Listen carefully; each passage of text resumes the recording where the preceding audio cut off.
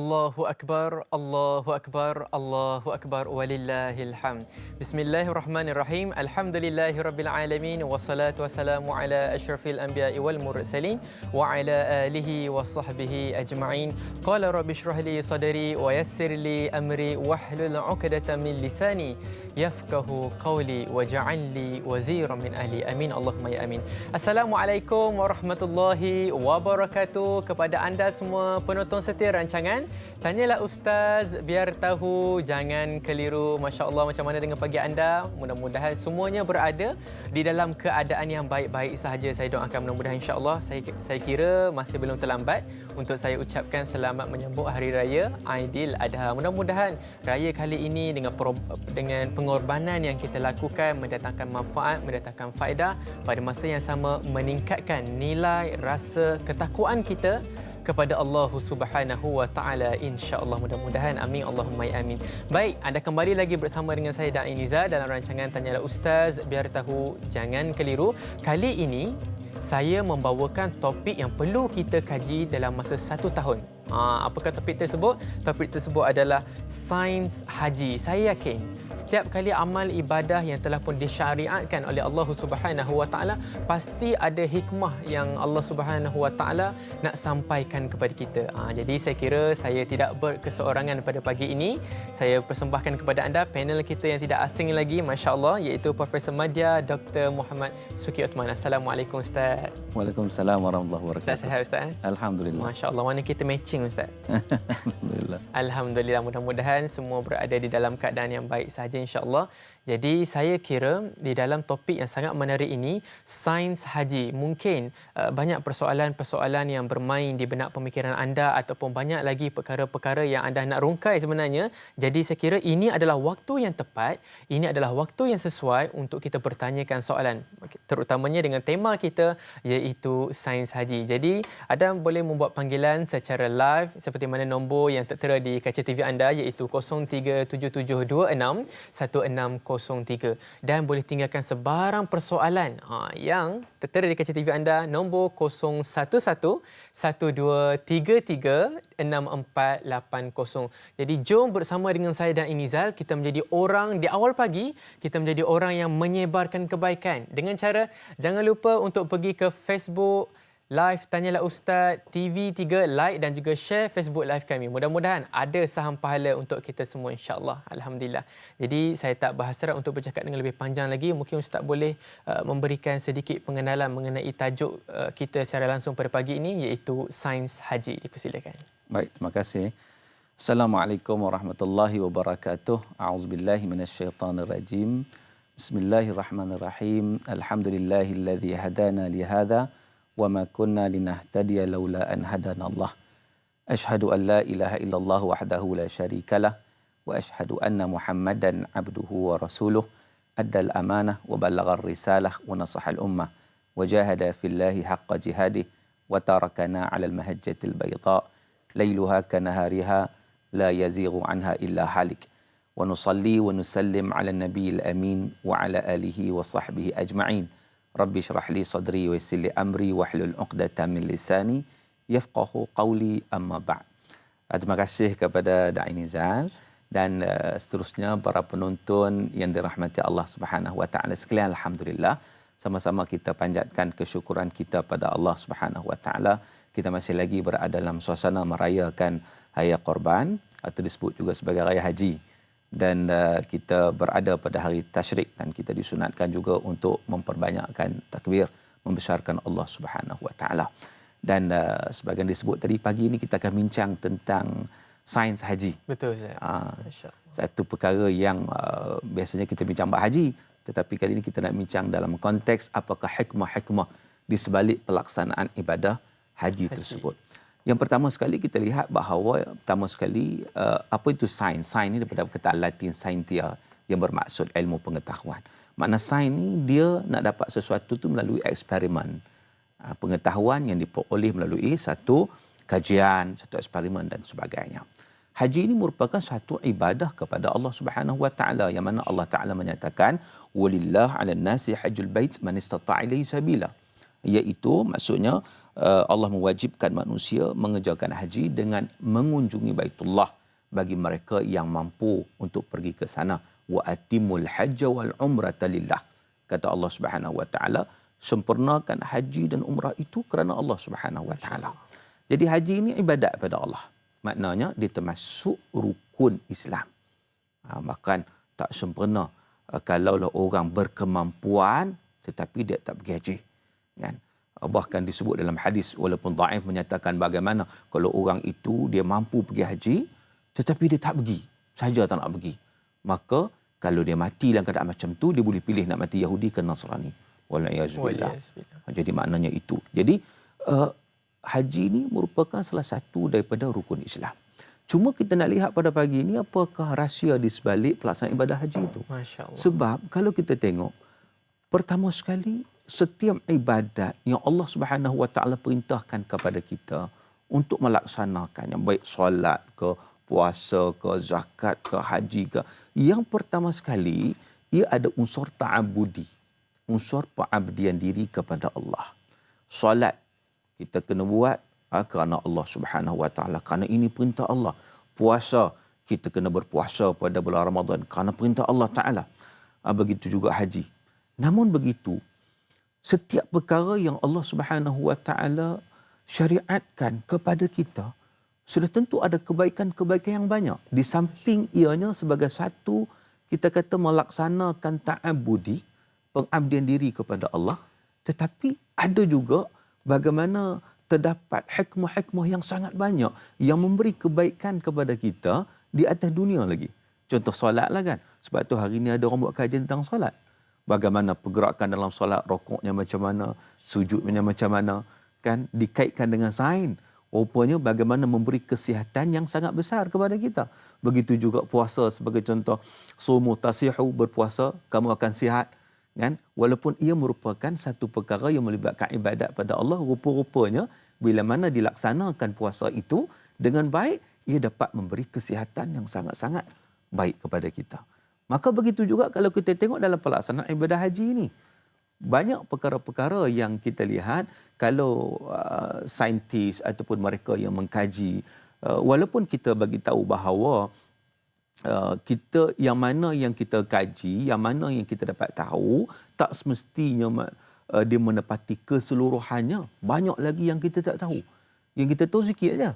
Yang kita tak tahu banyak lagi. Maka dengan sebab itu bila dibuat kajian demi kajian, dia akan menyelahkan lagi kehebatan apa yang Allah Subhanahu wa taala sebut ataupun perintahkan kepada kita untuk kita melaksanakan. Dalam konteks haji, sebelum kita bincang dengan lebih lanjut lagi kan. Dalam konteks haji ni saya teringat dalam Al-Quran adalah surah Al-Hajj, surah haji. Kan? Dan dalam surah ini Allah Taala sebut tentang lalat, perumpamaan tentang lalat. Maka di situ kadang-kadang kita tanya sebab apa dia sebut ke situ kan? Maka di sinilah datang pelbagai pandangan. Ada yang menyatakan sebab apa? Sebab lalat ni satu komuniti yang banyak. Dia ada, kalau tak silap saya, 80,000 spesies lalat ni seluruh dunia ni. Kan? Maka di situ di mana-mana saja ada lalat. Dan lalat ini dia kita kata membawa satu suasana kekotoran lah kita katakan. Betul, Ustaz. Membawa bakteria dan sebagainya kan. Jadi di situ seolah-olah nak bagi tahu musim haji ini satu musim yang nak kena jaga kebersihan. Supaya tidak terkena dengan bakteria-bakteria dan sebagainya. Dan di samping itu supaya manusia mengkaji apa yang ada pada lalat tersebut hingga disebut dalam surah Al-Hajj ini. Kan? Dan hari ini didapati dengan kajian-kajian yang dibuat. Kalau zaman dulu kalau kita tengok tentang kajian lalat ini sebagai contoh, Nabi SAW ada sebut dalam sebuah hadis. Nabi kata kalau lalat masuk dalam bekas kamu, bekas air, kalau kamu nak minum air tersebut, boleh, bukan tak boleh. Tapi kamu tenggelamkan dulu lalat itu, kamu buang dia, kamu minum air tersebut. Kalau kita fikir logik, kalau lalat tu kotor kan, tenggelam ni lagi nak buang terus, kita buang terus lah, lagi kotor lah, macam mana nak paling minum ni tak kan? minum terus tak? Terus tak minum lah kan. Tetapi bukan Nabi suruh minum, Nabi nak cerita kalau nak minum kamu tenggelamkan dulu. Rupanya di situ ada sains dekat situ. di sebalik apa yang disebut oleh Nabi sallallahu alaihi wasallam. Ada sains kat situ. Pada hari ini setelah 1400 tahun berlalu, orang buat kajian, orang mendapati bahawa rupa-rupanya memang sayap lalat ni dia ada dua, satu sebelahnya ada racun, sebelahnya ada penawar. Kerana apa? Lalat kan dihinggap berapa tempat. Menghinggap di sana ada bakteria, hinggap di sini ada kuman.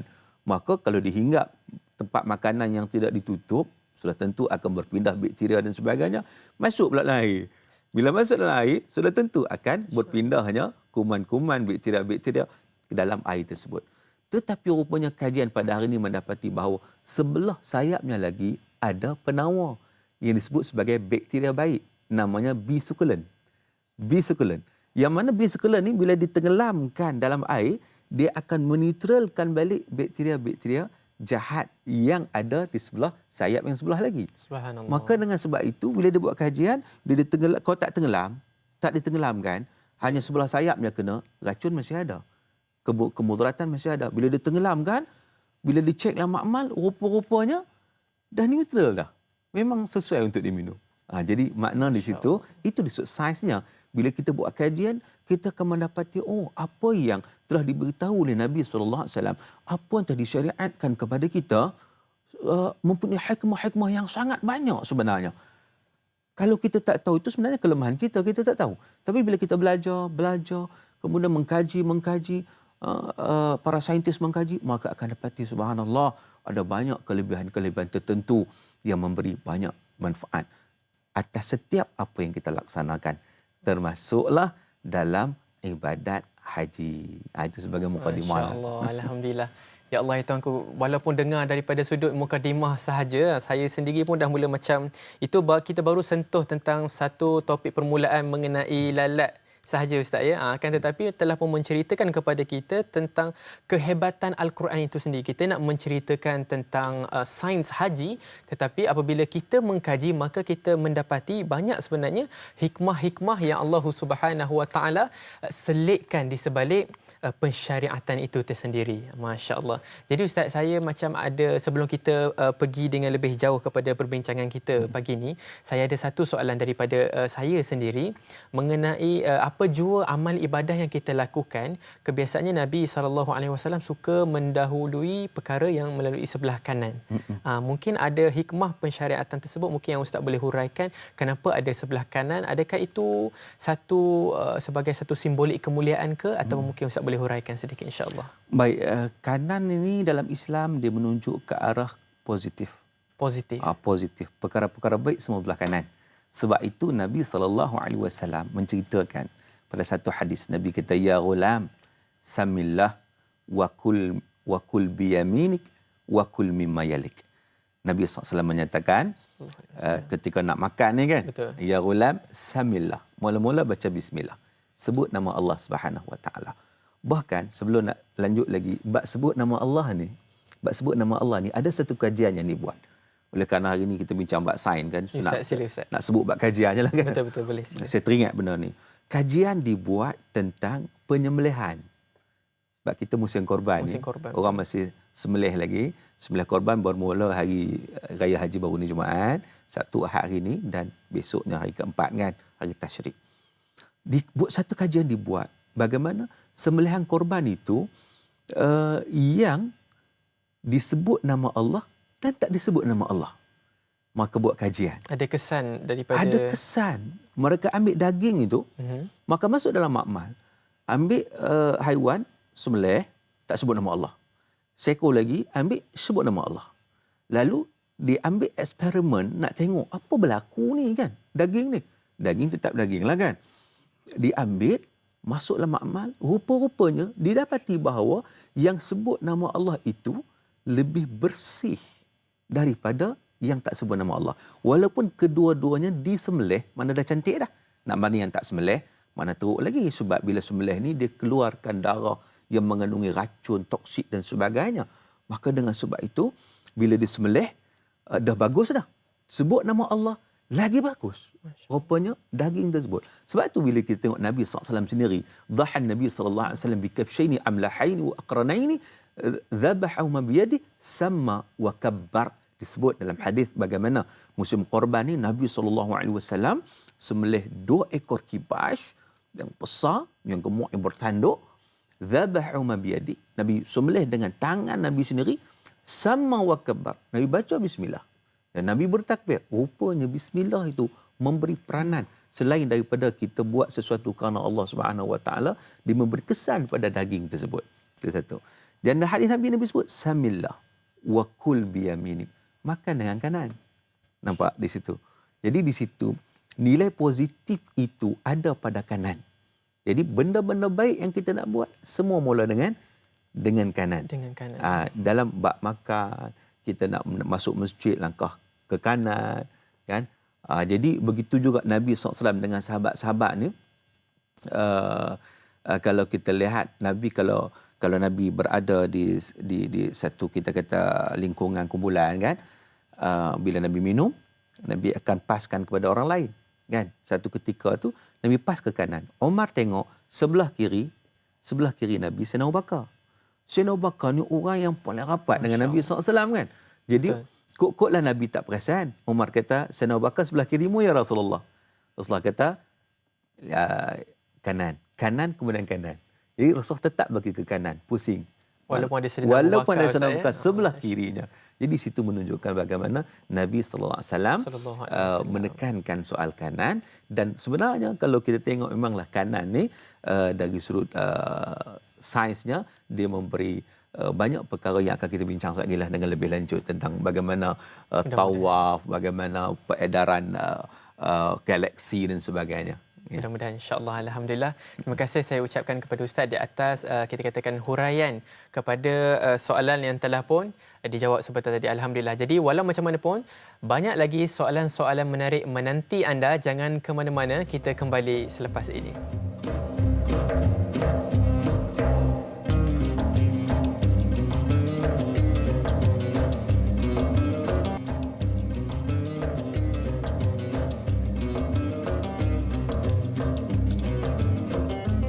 Alhamdulillah, syukur kita kepada Allah Subhanahu Wa Taala. Anda kembali lagi bersama dengan saya Da'i Nizal dalam rancangan Tanyalah Ustaz, biar tahu jangan keliru. Masya-Allah, pada pagi yang penuh dengan keberkatan ini, marilah bersama-sama dengan saya kita merafakkan rasa syukur pada Allah Subhanahu Wa Taala kerana di awal pagi lagi kita telah diberikan satu rezeki yang jarang kita syukur rezeki ini, iaitu rezeki dalam berupa bentuk ilmu. Masya-Allah, mudah-mudahan apa yang disampaikan mendatangkan manfaat buat kita semua. Jadi kita pada pagi ini kita membicarakan tentang tajuk sains haji. Semestinya ada hikmah pensyariatan yang tersembunyi yang telah pun Allah Subhanahu Wa Taala syariatkan kepada kita. Jadi buat penonton yang berada di rumah, mungkin ada yang nak membuat panggilan secara live, anda boleh membuat panggilan melalui Selasa pula pagi-pagi ni di nombor yang tertera di kaca TV anda, iaitu 0377261603, dan anda juga boleh meninggalkan sebarang persoalan yang nak tanya di nombor talian WhatsApp kami, iaitu 0111233680. Mudah-mudahan segala persoalan anda akan kami jawab, mudah-mudahan insya-Allah. Baiklah Ustaz, jadi kita nak teruskan dengan perbincangan kita. Tajuk kita mengenai sains haji. Mungkin Ustaz boleh menghuraikan tentang apakah hikmah daripada sudut kedudukan Kaabah itu sendiri, ataupun kita katakan Ummul Qura, Mekah, insya-Allah. Baik, terima kasih kepada persoalan yang dikemukakan. Kita lihat para ulama berbincang dari sudut bagaimana Islam bermula daripada situ, daripada Makkah Al-Mukarramah, bagaimana Islam berkembang ke seluruh dunia daripada situ. Apa rahsianya? Dalam kitab sirah disebut, antaranya disebut dalam kitab Fiqh Sirah An-Nabawiyah oleh Syekh Dr. Muhammad Sa'id Ramadan Al-Buti, menyatakan bagaimana Mekah ni dia berada pada tengah-tengah pusat bumi, kan. Itu yang diberi pandangan oleh para ulama sebenarnya. Namun begitu bila kita lihat dalam konteks sains pada hari ini, dalam konteks sains bila mana ada kajian-kajian yang dibuat, rupanya dapati sungguh bagaimana kedudukan Mekah itu sendiri, kedudukan Kaabah itu sendiri memang berada pada tempat yang sesuai di tengah-tengah bumi. Dalam arti kata, kalau kita lihat yang saya sempat tengok sikitlah, kan, tentang bagaimana Mekah ni dia adalah kawasan yang mempunyai graviti paling stabil dan bergraviti tinggi. dan dia merupakan tempat yang paling tinggi tekanan gravitinya. Yang mana ikut kajian yang dibuat juga, satu persidangan ilmiah yang dibuat, mereka nak melihat tentang bagaimana nak menjadikan Mekah itu sebagai kiblat hitungan waktu. Maknanya nak menjadikan Mekah menjadi meridian sifar menggantikan bandar Greenwich. Kerana menurut kajian sains bahawa kota Mekah itu adalah pusat bumi. Maka pada ketika itu mereka cuma bandingkan, dibahagikan jarak Mekah dari Noktah Sinar Kutub Utara 7,631.68 km. Sebagaimana yang tertera dalam skrin tu, kita boleh lihat bagaimana kajian yang dibuat itu, jarak Mekah dari Noktah Sinar Kutub Utara 7,631.68 km. Kemudian dilihat pula jarak Mekah daripada Noktah Sinar Kutub Selatan 12,348.32 km.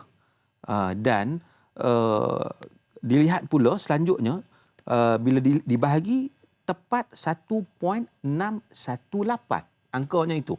Kemudian dilihat pula dibahagikan jarak antara Noktah Sinar Kutub Utara dan Kutub Selatan 19980 km, dan juga jarak Mekah dari Noktah Sinar Kutub Selatan 1238.32, yang terhasil juga tepat pada nisbah dia 1.618. Jadi bila telah mengukur garis silang daripada Mekah hingga ke garis equinox, mendapati bahawa ia juga mempunyai golden ratio 1.618.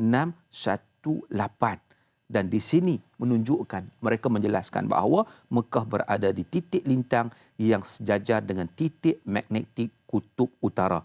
Dan keadaan ini tidak dimiliki oleh mana-mana tempat, mana-mana kota di lain, hatta Greenwich sekalipun tidak ada macam tu, melainkan yang ada pada Mekah sahaja. Jadi kita lihat itu antara kajian-kajian ataupun penemuan-penemuan yang dibuat, mendapati bahawa subhanallah, kita sebagai sesuatu perkara yang kita sebagai orang Islam, orang beriman ni, kita rasa bertuah, bersyukur kerana kita beriman dengan apa yang ditentukan kepada kita. Tetapi bila dibuat sesuatu kajian, mendapati apa yang ditentukan kepada kita itulah yang sangat terbaik sebenarnya. Wallahu a'lam. Wallahualam. Alhamdulillah, kita baru sahaja mengkaji daripada sudut, kita katakan, kedudukan itu sahaja, kedudukan Kaabah itu sahaja, Ustaz, ya. Akan tetapi bila kita kaji, kita mendapati bahawa banyak lagi rahsia-rahsia hikmah. Sebagai contoh, pusat kedudukan yang sangat strategik sebenarnya daripada sudut pengiraan pusat bumi. Masya Allah. Baiklah, kita pergi kepada soalan Facebook yang seterusnya untuk pagi ini, insya-Allah. Baik, soalan kita daripada Puan Nurul Huda Tajuddin. Soalannya, Assalamualaikum Ustaz Dadai. Waalaikumsalam warahmatullahi wabarakatuh. Mengapakah tawaf perlu dilakukan sebanyak 7 kali pusingan dan berlawanan dengan arah jam?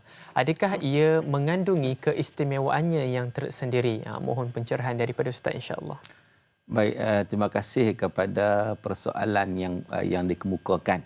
Yang pertama sekali, mengapa tawaf perlu dilakukan sebanyak 7 pusingan? Sebab apa 7? Tidak angka 5 ke? Daripada sudut angka itu sendiri, Ustaz. Tidak 3 ke? Tidak 2 ke? Kan? Sebab apa 7? Dan banyak perkara 7 sebenarnya. Sa'i juga adalah 7. Kan? Kemudian kita lihat surah Fatihah juga adalah 7. Allah ciptakan 7 petala langit, 7 petala bumi. Jadi banyak angka-angka 7. Namun begitu, apakah rahsia hakikat sebenarnya 7? Wallahu a'lam. Hanya Allah Subhanahu Wa Taala saja mengetahui, dan mungkin juga boleh dibuat kajian. Pada hari ini kita tak mendapati lagi apa sebenarnya. Tetapi apa hikmah sebenarnya yang kita ada 7 tu. Cumanya dalam konteks pengabdian diri kepada Allah Subhanahu Wa Taala, maka kita laksanakan tawaf 7 pusingan. Kena 7 lah. Kalau tak cukup tak boleh. Kan? Macam tu surah Fatihah ada 7. Walaupun ulama khilaf surah Fatihah ni, bismillah adakah termasuk dalam salah satu daripada surah Fatihah? Kan, khilaf dengan ulama kan. Namun begitu, mereka tidak khilaf bahawa surah Fatihah juga mempunyai 7 ayat. Baik. Jadi apa keistimewaan disebut sebagai tawaf itu, mengapa dia lawan jam? Kan? Jadi anti clockwise kan? Betul. Sebab apa? Dia sebenarnya, kalau kita lihat dalam konteks keseluruhan ciptaan Allah Subhanahu Wa Taala, semuanya berlawanan dengan putaran jam, semua sekali.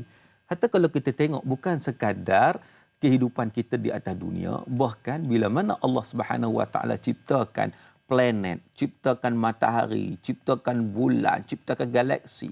Allah sebut dalam Quran, wasyamsu tajri li mustaqarril laha dzalika taqdirul azizil alim, kata Allah, dan matahari itu beredar. Tajri itu maksud beredar, bergerak, beredar ke tempat tujuannya. Demikianlah yang ditentukan oleh Allah Subhanahu Wa Taala, yang Maha Perkasa lagi Maha mengetahui. Cuba kita tengok pergerakannya.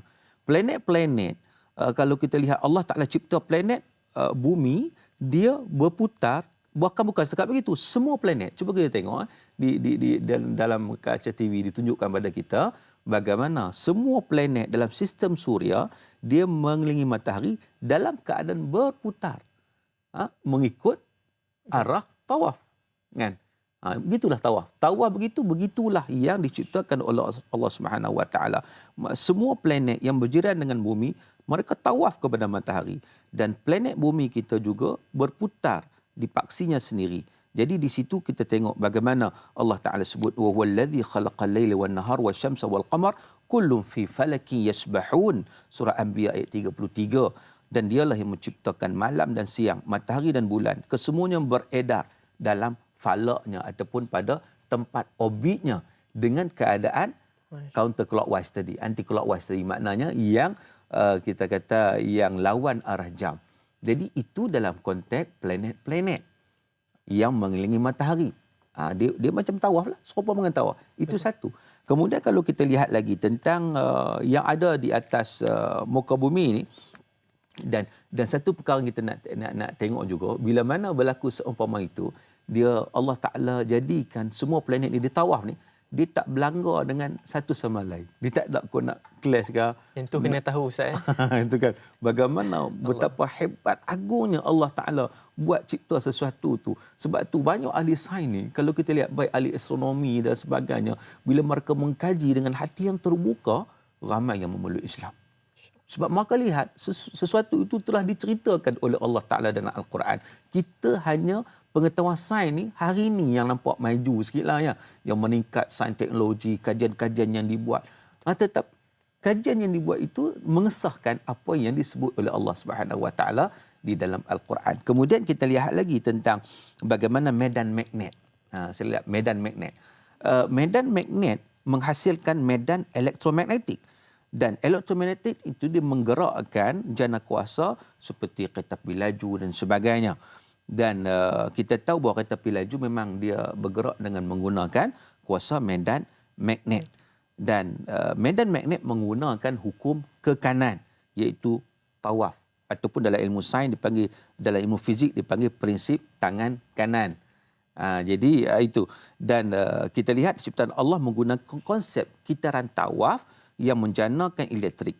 Jadi sedangkan pusingan tawaf yang berlaku sejak berkurun-kurun lamanya, secara saintifiknya dia menghasilkan satu gelombang elektromagnetik yang menuju ke atas.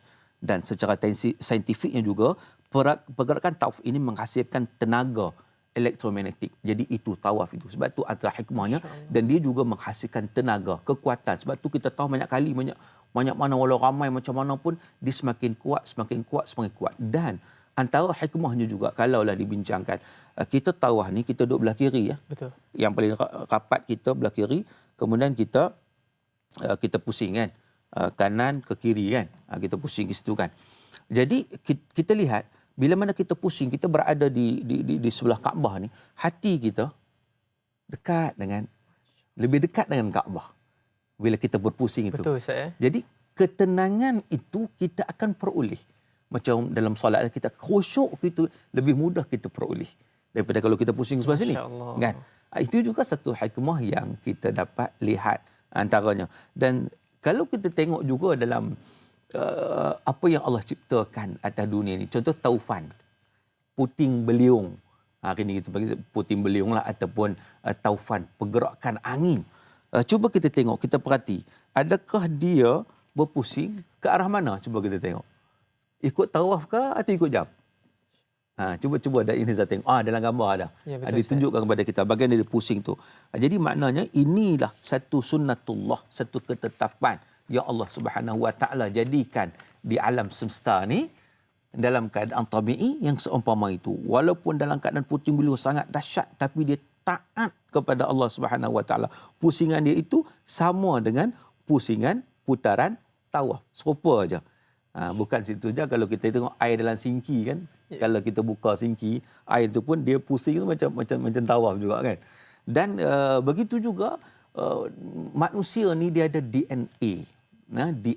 DNA makhluk berjasad, dan imej getaran DNA yang ditunjukkan dalam mikroskop dia mempunyai warna, dan setiap warna jelas menunjukkan getaran yang terhasil, dan ia berlaku adalah konsep yang sentiasa mengikut hukum macam tawaf. Jadi kalau kita perhati baik-baik, DNA itu dia mempunyai belitan seumpama pusing, macam dia punya pergerakan macam fenomena tawaf juga. Dan sebab itu kalau kita lihat setiap makhluk ni, setiap ciptaan Allah Ta'ala, semuanya ada DNA masing-masing. Dan salah satunya Allah Ta'ala sentiasa menggunakan konsep tawaf itu. Jadi tawaf itu sebenarnya dia merupakan satu perkara yang fitrah. Arah yang kita lalu itu merupakan satu perkara yang fitrah, dan sudah tentu dia memberi kebaikan. Itu antaranya lah. Banyak lagi kita sambung nanti sebelum tadi. Alhamdulillah. Seronok sebenarnya apabila saya mendengar kupasan daripada Ustaz. Yang paling ketara sekali adalah kullu falakin yasbahun, iaitu di mana bumi atau maafkan saya, di mana planet ini, masya-Allah, sampai tersasul pagi ni saya, di mana planet ini berpusing mengikut, kita katakan, putaran orbit sendiri. Hatta di dalam tubuh badan manusia, kita katakan DNA ataupun genetik itu sendiri ada hikmah yang Allah Subhanahu Wa Taala telah pun ciptakan sebenarnya. Dan kita selaku umat Islam, kita kena kajilah bagi menambahkan lagi nilai keimanan kita kepada Allah Subhanahu Wa Taala, insya-Allah. Baik, kita pergi kepada soalan Facebook seterusnya. Soalan daripada Puan Fuzlah Tun Mat Isa, insya-Allah. Soalan saya, bagaimana hukum alam yang Allah Subhanahu Wa Taala tetapkan mempunyai kebaikan jika mengaplikasikan konsep pergerakan lawan arah jam sewaktu mengelilingi Kaabah dan dalam kehidupan? Saya ulang sekali lagi, bagaimana hukum alam yang Allah Subhanahu Wa Taala tetapkan mempunyai kebaikan jika mengaplikasikan konsep pergerakan lawan arah jam sewaktu mengelilingi Kaabah dan dalam kehidupan sendiri. Masya-Allah, satu soalan yang sangat baik sebenarnya. Khusus kita masih lagi berbincang dalam tawaf sebenarnya, Ustaz. Dipersilakan. Baik, sebenarnya memanglah sebab apa dibincang tentang tawaf? Sebab kita duk biasa dengan jam ni pusingnya begitu. Betul. Kan? Jadi daripada kanan ke kiri begitu kan, dia berpusing begitu. Tiba-tiba bila tawaf dia begitu berlawanan. Jadi kadang-kadang orang tertanya-tanya, yang mana satu ni? Kan? Yang mana satu yang betul ni? Sebab apa macam ni? Sebab apa berbeza daripada arah jam? Dengan sebab itulah berlakunya satu persoalan-persoalan yang timbul. Dia sebenarnya kalau kita tengok, itulah falsafah Iqra sebenarnya. Al-Quran sudah, ayat yang pertama turun, Iqra bismi rabbikal ladzi khalaq. Bacalah dengan nama Tuhanmu yang menciptakan. Cuba kita tengok ayat tersebut, tuan-tuan. Saya nak ajak para penonton sekalian. Sebab kadang-kadang hari ni orang kata kalau belajar sains berhenti kat situ je. Habis kat situ je. Kan? Dia tak ada connection, tak related kepada agama. Itu salah sebenarnya. Satu bentuk pemisahan yang dibuat, iaitu agama itu agama, sains itu sains, satu benda yang berbeza. Sebenarnya tidak. Sebenarnya Allah sendiri suruh kita mengkaji apa segala yang Allah ciptakan di atas dunia ni, baik planet ke, bumi ke, bahkan atom ke, kan, bahkan jasad manusia ke. Bila kita kaji itu, kita akan dapat melihat kebesaran dan keagungan Allah Subhanahu Wa Taala. Sebab itu, bila mana kita belajar itu, tengok ayat tadi disebut Iqra bismi rabbikal ladzi khalaq. Baca dengan nama Tuhanmu. Jangan baca saja. Kalau baca saja, ya tak kaitkan dengan Allah Taala yang menjadikan, Allah yang menciptakan, waktu tu dia akan hanyut kan, lagi jadi ateis, tak percaya pada Tuhan pada kan. Maka dengan sebab itu, kalau dia mengkaji Al-Quran, kalau kita tengok pada hari ini, ramai dah orang yang mengkaji Al-Quran, dia masuk Islam. Ramai sebenarnya. Bila mana dilihat dalam Al-Quran, terutama orang yang di bidang sains dan teknologi yang membuat sesuatu kajian.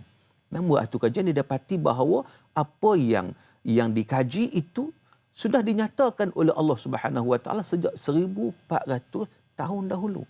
Sebagai contoh, kalau kita tengok dalam satu buku Profesor Dr. Maurice Bucaille, dalam buku dia The Bible, The Quran and Science, dia cuba buat comparison Quran dengan sains, Bible dengan sains dan sebagainya. Akhirnya dia mendapati, aku tak jumpa any single error in the Quran, walaupun bila dibuat kajian tentang sains. Dia kata, aku tak jumpa satu kesilapan fakta sikit pun tak ada dalam Al-Quran. Al-Quran memang betul-betul tepat. Apa yang kita kata, yang kita dapat sesuatu daripada kajian itu, sudah Allah Ta'ala nyatakan dalam Quran. Sebab itu seronok kalau kita semakin mengkaji, kita akan dapat rasa kebesaran Allah Subhanahu Wa Ta'ala. Balik kepada perbincangan tadi, dari sudut Allah Ta'ala menjadikan segala apa yang di atas dunia ini semuanya mengikut putaran tawaf. Kita dah sebut beberapa perkara tadi, saya nak sebut apa lagi, antaranya kandungan sel haiwan dan tumbuhan. Dalam sel terdapat satu bahagian yang bernama cytoplasm yang berfungsi untuk menyimpan bahan-bahan terlarut dalam sel.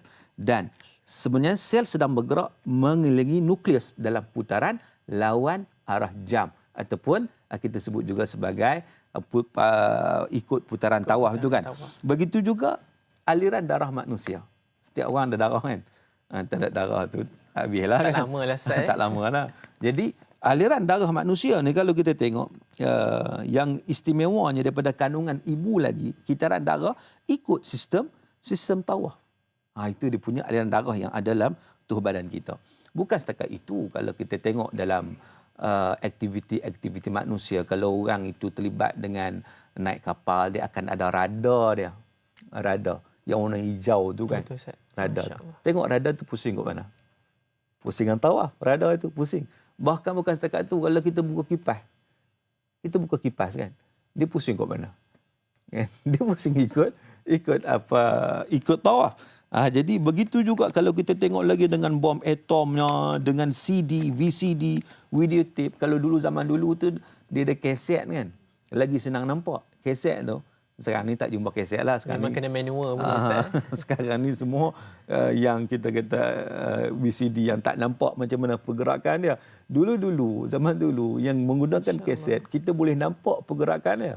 Dia pusing yang dalam tu kan. Kita nampak bagaimana pergerakannya juga merupakan satu pergerakan tawaf. Jadi tawaf ni sebenarnya bila mana Allah Subhanahu Wa Taala perintahkan tawaf tu, mana tawaf yang menepati fitrah manusia. Bila mana kita tawaf itu, kita akan dapat kekuatan, kita akan dapat tenaga, kan? Kita akan dapat ketenangan dan kita akan dapat segala-galanya. Sebab itu orang sukan, dia lari balapan, acara balapan. Masya-Allah. Dia pusing kat mana? Cuba bayangkan. Kadang-kadang orang tak perasan, baru teringat kalau lari 100 meter ke 200 meter ke, dia akan lari kot tawaf kan. Ada orang patah balik tak? Ada orang lari patah balik. Sebab apa? Sebab bila dia lawan arus, dia menghilangkan tenaga. Kekuatan tu makin hilang. Itu. Dan ini kalau kita boleh tengok lagi lah, kalau kajian-kajian ini buat banyak sebenarnya. Kajian-kajian ini buat tentang perkara tersebut. Dan perkara ini sudah diiktiraf sebenarnya oleh mana-mana pengkaji. Yang paling elok, dia yang paling menghasilkan tenaga yang banyak, dia berlari mengikut arah tawaf. Sebab tu bila kita tawaf, kita macam mana pun, ramai orang lah, dalam keadaan kena tawaf, kalau musim yang ramai orang sekarang ni, tak ramai kan, musim ramai orang, kita tetap bersemangat. Dapat pusing 7 pusingan tu, bolehlah, tidak ada masalah. Kenapa? Karena dia dapat menghasilkan tenaga daripada pusingan itu. Itu antara hikmahnya lah. Itu antara hikmah daripada sudut kita katakan acara balapan sebenarnya. Tapi kalau kita kaji daripada sudut tubuh badan manusia itu sendiri, kita boleh mendapati bahawa hatta darah itu sendiri ada satu hikmah ataupun satu perkara nak kata ajaib, subhanallah, yang Allah Subhanahu Wa Taala nak kita kaji sebenarnya. Alhamdulillah. Okey, baiklah Ustaz. Kita ada pemanggil kita untuk pagi ini. Bismillahirrahmanirrahim. Assalamualaikum warahmatullahi wabarakatuh. Siapa di sana? Waalaikumsalam warahmatullahi taala wabarakatuh. Ustaz dan Dai ini Muhammad Hanifah daripada Pulau Pinang. Apa abang Ustaz dan Dai dan kru-kru semua dirahmati oleh Allah. Alhamdulillah. Insya-Allah. Doakan. Ustaz, mamu kadang-kadang pergi tawaf tu Kadang mamu lari, kadang mamu jalan. Tapi lari banyak pada jalan. Tapi mamunya tawaf tu, mamu duk waswat.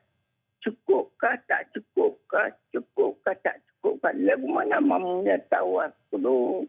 Ataukah Tuhan nak terima mamunya tawaf kah? Tak. Tapi kadang-kadang mamu terlebih sampai 15 tawaf. Masya Allah. Kadang-kadang mamu pergi korang.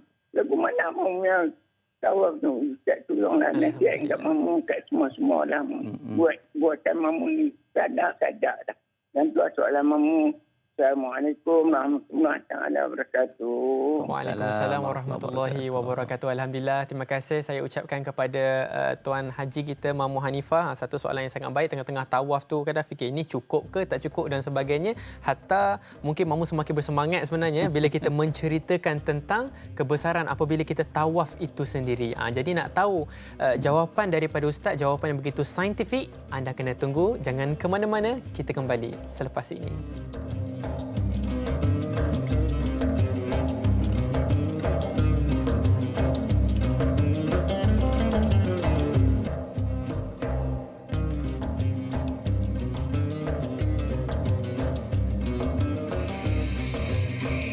Alhamdulillah, syukur kita kepada Allah Subhanahu Wa Taala di atas kurniaan nikmat yang Allah Subhanahu Wa Taala berikan kepada kita. Pada pagi ini kita masih lagi berada di dalam rancangan Tanyalah Ustaz, biar tahu jangan keliru. Mudah-mudahan mendatangkan manfaat kepada kita semua, insya-Allah. Okey, alhamdulillah. Jadi tanpa kita katakan berfikir dengan lebih panjang lagi, saya nak memberi sedikit recall. Okey, saya nak buat peringatan kepada kita semua. Alangkah bagusnya kita selaku umat Islam pada pagi ini kita membicarakan tentang sains haji di mana kita merungkai kebesaran Allah Subhanahu Wa Taala daripada sudut tawaf sahaja, daripada sudut permulaan tadi. Akan tetapi baru sebentar tadi Ustaz bersama dengan saya, Ustaz Profesor Madya Dr. Muhammad Suki Othman, membicarakan tentang hatta di dalam kita katakan darah kita itu sendiri ada tanda-tanda kebesaran Allah Subhanahu Wa Taala. Jadi mungkin berkait rapat dengan mengenai soalan tawaf tadi. Kita ada satu soalan lagi Ustaz yang belum kita jawab, soalan daripada Mamu Hanifah tadi berkenaan bagaimana dengan tawaf dia. Kadang-kadang ialah pergi tawaf seorang-seorang, kadang-kadang mungkinlah terlupa dengan berapa bilangan tawaf dan sebagainya. Jadi macam mana itu Ustaz? Baik, terima kasih kepada persoalan yang dikemukakan oleh Mamu Hanifah daripada Georgetown, Pulau Pinang. Saya pun sebenarnya baru sampai daripada Penang juga. Ya, Masya Allah. Sampai. Letih tak habis lagi ni. Baik, terima kasih pada persoalan. Ini persoalan was-was ni. Kalau Mamu sebut tadi, dia tawaf tu 7 pusingannya sampai 15 ni. Ni lebih dah was-was dah ni. Dia begini, kalau kita tawaf, dia 7 pusingan sahaja. Okey? 7 pusingan sahaja. Kadang-kadang berlaku juga kita confuse. 6 ke, baru 6 ke 7 dah. Kan? Dah 7 ke, baru 6. Kadang-kadang kita, bila akhir pusingan tu baru dia macam keliru. Baru perasan, baru perasan kan?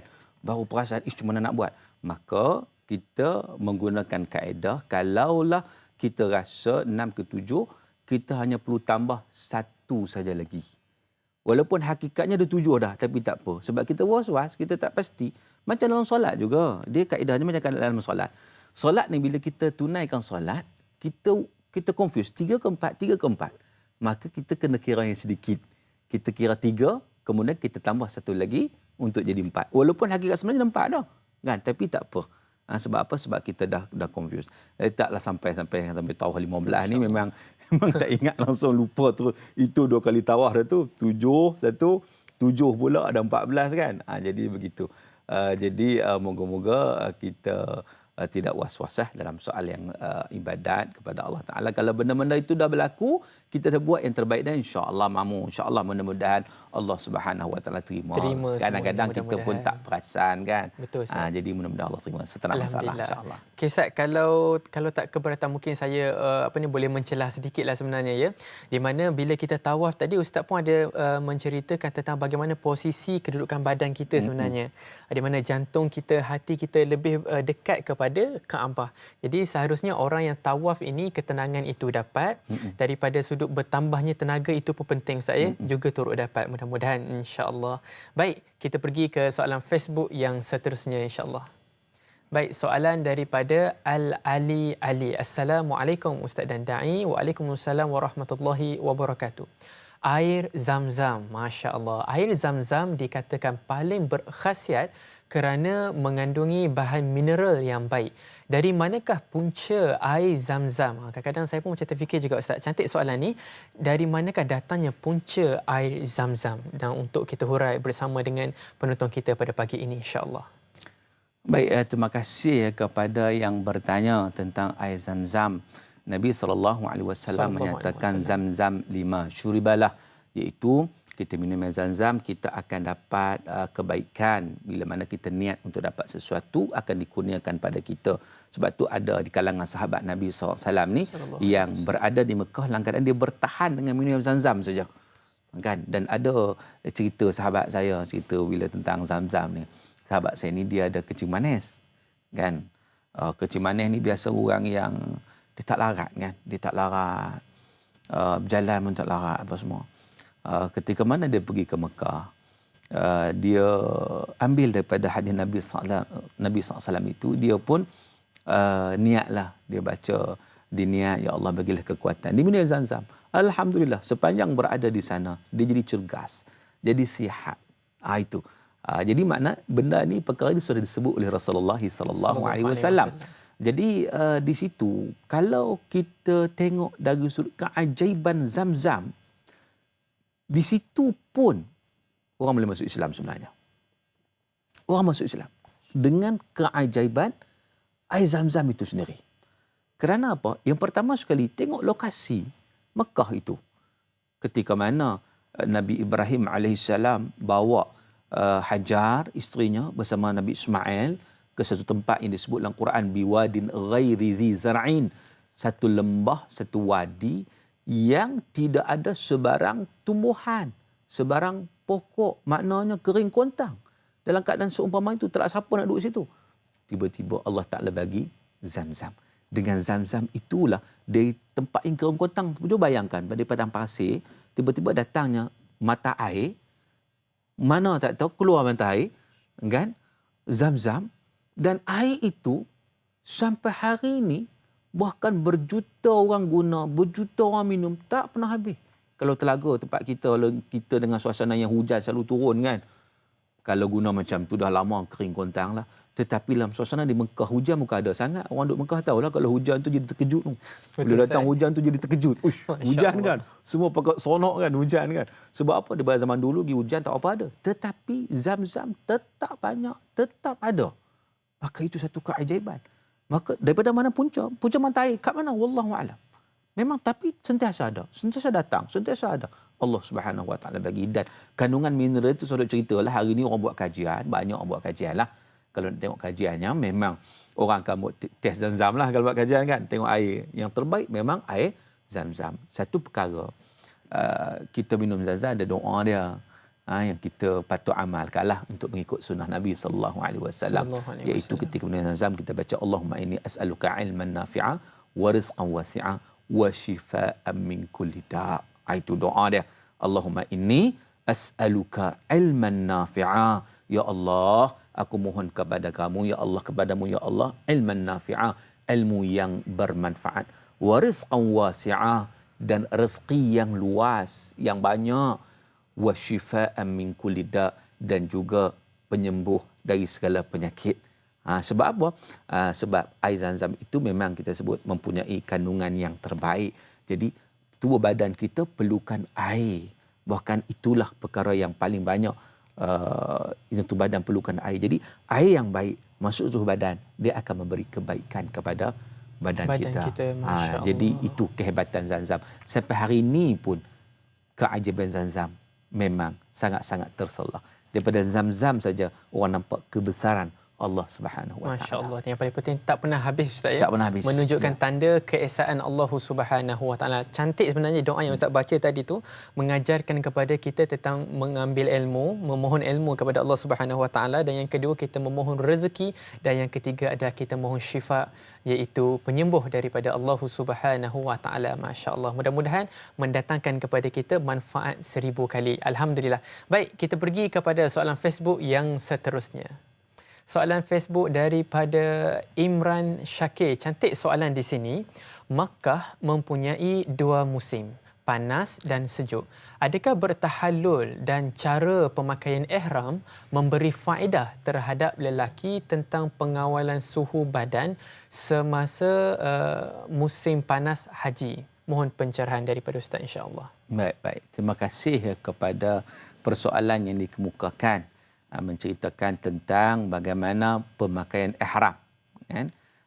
Berihram dan memakai ihram dalam keadaan hanya kalau orang lelaki itu dia hanya 2 helai pakaian saja. Satu dijadikan sebagai kain, satu dijadikan sebagai baju. Yang lain tidak ada apa-apa pakaian. Satu hikmah dia, sebelum nak pergi kepada saintifiknya, kita lihat hikmah yang paling besar adalah nak menunjukkan bahawa manusia itu sama saja di sisi Allah Ta'ala. Bayangkan CEO syarikat bersama dengan office boy, pakai sama tak? Sama aja. Kalaulah kita kata di luar daripada ihram, kalau yang CEO mestilah pakainya kemas, mahal dia punya bajunya, yang jawatan lebih rendah dia biasa-biasa saja. Tetapi ketika mana melakukan ibadah tawaf, ketika mana berihram, ketika mana melaksanakan sa'i, ketika mana melaksanakan haji, pada ketika itu semuanya sama. Disunat kalau pakai putih, pakaian yang akan dikafankan seseorang itu ketika mana dia meninggal dunia. Jadi di situ betapa kita semua waktu itu segala pangkat tak ada, segala kedudukan tak ada, segala darjat tak ada, semuanya samanya di sisi Allah Ta'ala. Inna akramakum indallahi atqakum. Sesungguhnya semulia-mulia kamu di sisi Allah Ta'ala ialah orang yang paling bertakwa di kalangan kamu. Jadi itu. Jadi itu dalam konteks kita lihat pemakaian ihram yang sebenarnya yang berlaku. Dan ketika tawaf disunatkan juga pada laki-laki untuk dipanggil itibak. Itibak ni buka bahu. Cuba ingat balik, sebelah kanan ke sebelah kiri nak buka bahu. Ulang kaji balik pagi ulang ni. Kaji balik kan. Ulang kaji, sebelah Masya Allah. kanan ke sebelah kiri. Kan? Bila kita buka bahu kan. Kadang-kadang orang kata sebab apa tak buka belah kiri, ikut sebab dalam keadaan Kaabah. Tapi sebenarnya tidak. Buka sebelah kanan. Ada hikmah yang tersendiri buka sebelah kanan. Sebab ketika mana Nabi sallallahu alaihi wasallam ketika mana nak melaksanakan umrah bersama dengan sahabat, ketika itu golongan musyrikin duk tunggu dah. Dia kata Muhammad dan kawan-kawan dia ni memang depa ni teruk, depa ni susah, mereka ni miskin dan sebagainya. Jadi bila mana Nabi SAW beritibak menunjukkan bau masing-masing, ketika tahu mula tu berlari-lari anak pula tu menunjukkan betapa hebatnya mereka. Jadi orang musyrik duk tengok je, so menampakkan bahu kepada golongan yang sedang memerhatikan. Jadi itu antara hikmahnya. Jadi dalam konteks panas sejuk ni dia memanglah kalau kita lihat ke pakaian tersebut dalam keadaan apa sekalipun ia memang sesuai. Kalau dalam keadaan panas, pakaian itu dapat kita kata sesuai lah, maknanya taklah terlalu panas sangat kan. Kalau sejuk pun dengan pakaian tadi ni dia dapat kontrol suhu badan kita kan, ihram, Ustaz. dalam keadaan kita berihram tu. Sebab tu saya pengalaman musim sejuk pun biasa, musim panas pun biasa ketika mana berada di Mekah itu, dan saya dapati keselesaan tu ada. Walaupun kita sejuk, kita pakai ihram. Kalau kita fikir, dengan pakai ihram semusim sejuk ni mesti tak boleh lah kan, sejuk kan.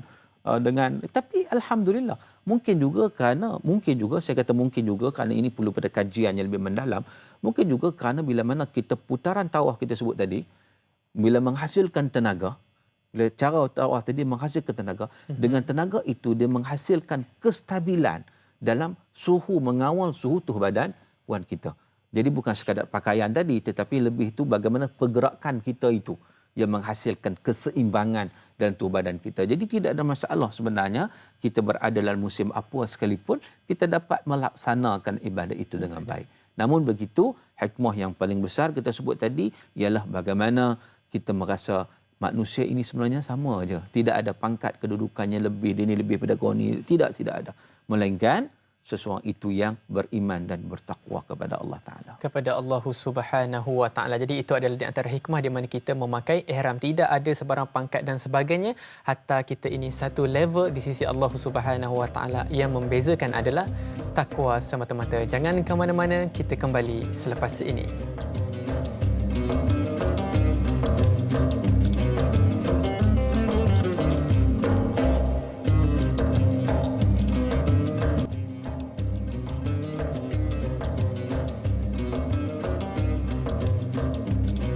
Alhamdulillah, syukur kita kehadrat Allah Subhanahu Wa Ta'ala. Anda kembali lagi bersama dengan saya Da'i Nizal dalam rancangan Tanyalah Ustaz, biar tahu jangan keliru. Masya Allah, pada pagi ini saya rasa sangat seronok di mana kita mengkaji topik tentang sains haji, di mana ada hikmah di Allah Subhanahu Wa Ta'ala selitkan. Sebagai contoh, ketika kita melakukan tawaf, apabila dikaji mengenai tawaf, sebenarnya ada satu unsur kita katakan tarikan Allahumma salli ala Muhammad, di mana tenaga, dan yang paling penting lagi satu kita katakan ilmu yang Ustaz berikan kepada kita pada pagi ini. Saya sendiri pun rasa macam ya Allah, tak pernah terdetik pula ketika kita tawaf, posisi badan kita Ustaz ya, sebelah kiri Ustaz ya, di mana dia betul-betul menghadap kepada Kaabah, dan di mana di situlah terletaknya jantung ataupun hati kita yang lebih dekat dengan rumah Allah Subhanahu Wa Ta'ala. Masya-Allah, itu kalau kita kaji daripada sudut tawaf itu sendiri. Akan tetapi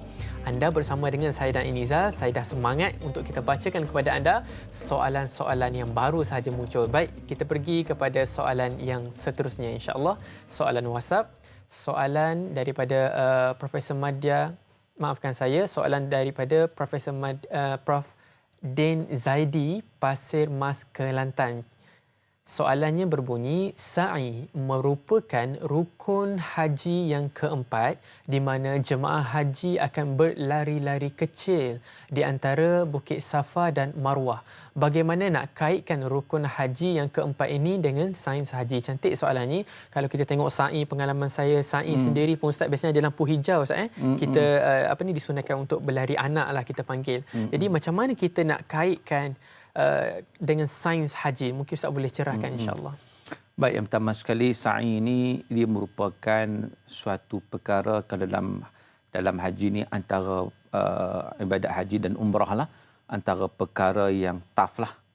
Tough sa'i ni sebab dia agak jarak dia agak jauh. Betul Ustaz, masya-Allah. Itu dalam keadaan kita sa'i sekarang ni aircon. Betul. Bayangkan pada zaman dulu. Bayangkan sejarahnya Siti Hajar yang ketika itu mencari air. Dia pergi ke Bukit Safa cari, tak ada. Dia lari berjalan pergi ke Marwah. Sebab itulah 7 pusingan tadi ni dia mencari. Dia tak pernah berputus asa. Dan di situ nak mengajar kepada kita simbolik daripada pelaksanaan itu. Bagaimana kehidupan kita ni satu kehidupan yang aktif. Manusia ni kita tidak ada putus asa. Orang beriman ni dia akan terus laksanakan. Naik sana tak jumpa, pergi lagi. Sampailah Allah Subhanahu Wa Ta'ala kurniakan kepada kita. Jadi di situ itulah orang Islam sebenarnya. Kalau dia hayati betul-betul daripada sa'i itu, kehidupan dia akan produktif. Dia akan aktif. Dia tidak orang kata mula ya kan. Duduk tak nak buat apa, tak nak buat satu teguran Ustaz. Satu teguran juga kepada kita kan. Allah. Dan ia juga sebagai satu nak sa'i itu juga perlu kepada perlu kepada kekuatan jasmani kita. Riyadhah perlu ada. Sebab sebelum nak pergi sa'i itu kita nak kena ada kekuatan fizikal kita kan. Tenaga kita. Maka itu juga satu perkara yang ditekankan dalam Islam ni dalam konteks kesihatan. Kesihatan tu sangat-sangat penting. Kita jangan ambil mudah tentang kesihatan. Sebab tu dalam keadaan sekarang COVID sekarang kan, kadang-kadang ambil mudah orang kata kalau Allah nak jadikan jadilah begitu. Sedangkan kita ada strategi-strateginya supaya apa? Supaya bila mana kita dapat menjaga kesihatan kita dengan baik, kita dapat melaksanakan ibadah kepada Allah dengan cara yang terbaik. Tetapi kalau kita tidak menjaga kesihatan kita, sudah tentu kita tak dapat melaksanakan juga sesuatu itu dengan baik. Cuma satu yang teguran saya juga, berlari-lari anak tu sebenarnya ke sa'i itu waktu antara hijau ke hijau. Dia ada tanda lampu hijau ke lampu hijau. Itu untuk laki-laki sahaja. Orang perempuan jangan duk berlari juga sama. Duk lari 100 meter kan. Tidak. Itu untuk laki-laki sahaja. Jangan buat acara balapan Ustaz. Jangan buat acara balapan kat situ. Kan? Jadi maknanya di situ memanglah dari sudut dia lebih kepada kita sebut tadi tentang bagaimana kita nak merasai juga satu bentuk pengorbanan yang dilakukan oleh Hajar ketika mana dia ditinggalkan oleh Nabi Ibrahim AS, tetapi kekuatan akidah tauhid kepada Allah Subhanahu Wa Taala itu menyebabkan seseorang itu walaupun seorang wanita dia jadi kuat, jadi hebat. Apatah lagi seorang lelaki. Maka dengan sebab itu bila mana kita sa'i itu kita merenung balik semua perkara tersebut, dia akan memberi satu kekuatan dalam diri kita, dalam jiwa kita untuk kita benar-benar menjadi seorang muslim mukmin yang melaksanakan ketaatan kepada Allah dengan kepada Allah Subhanahu Wa Taala, insya-Allah. Alhamdulillah. Jadi sebelum saya pergi kepada soalan Facebook kita pada pagi ini, saya nak quote satu kata-kata daripada Ustaz sebenarnya. Hikmah ataupun pengajaran sains haji apabila kita melihat orang yang tawaf, di mana kita perlu, kita katakan ada yang berlari anak dan sebagainya Ustaz ya, di mana jarak yang sangat jauh, itu adalah simbolik kehidupan seorang mukmin yang seharusnya kita ini menjadi seorang yang produktif, sehat. Itulah sepatutnya yang berlaku, bukannya bila sebut saja orang Islam, kita adalah orang yang lemah ataupun orang yang kurang sihat dan sebagainya. Waliyazubillah, bukan seperti itu.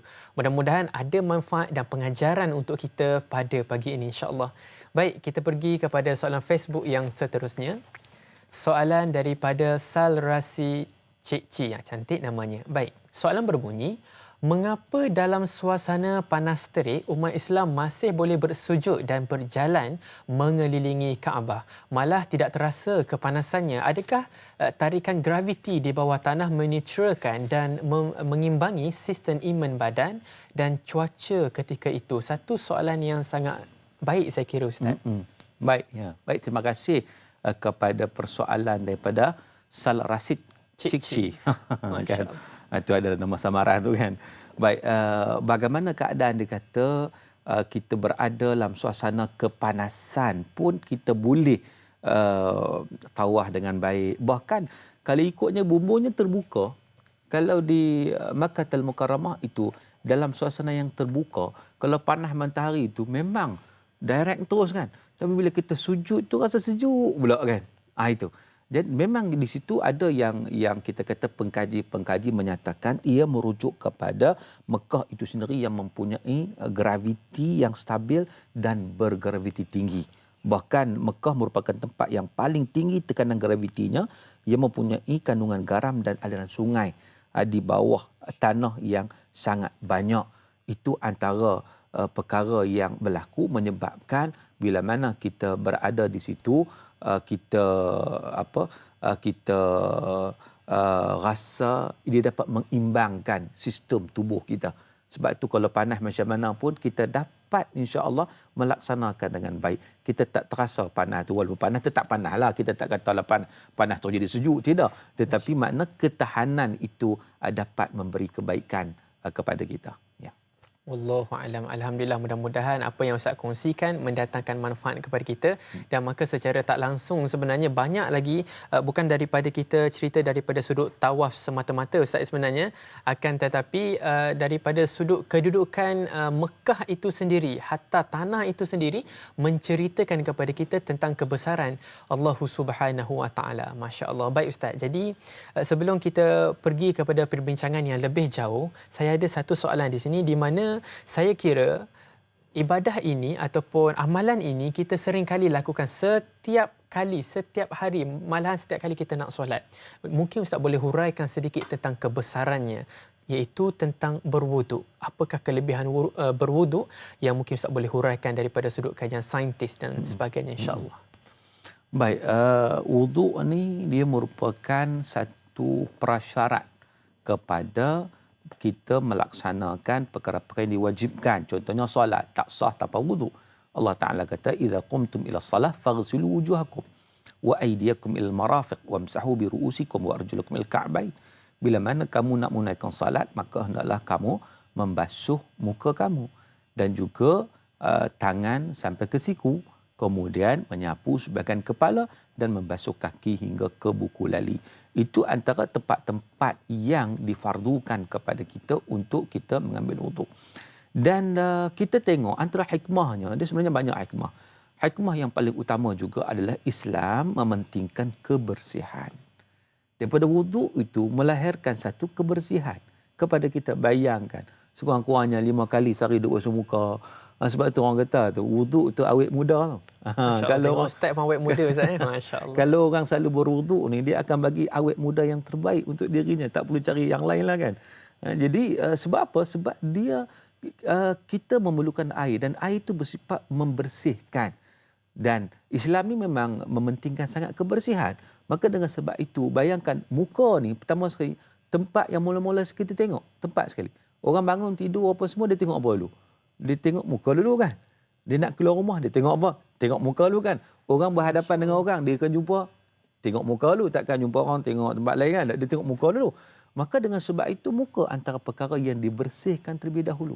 Kan? Jadi maknanya di situ kita lihat wuduk ni selain daripada dia unsur ta'abbudi, unsur pengabdian diri kepada Allah Subhanahu Wa Taala dalam melakukan ibadah kepada Allah Azza wa Jalla, ia juga merupakan satu perkara yang merujuk kepada kebersihan. Kebersihan itu juga kebersihan itu pula dia melibatkan jasmani dan rohani.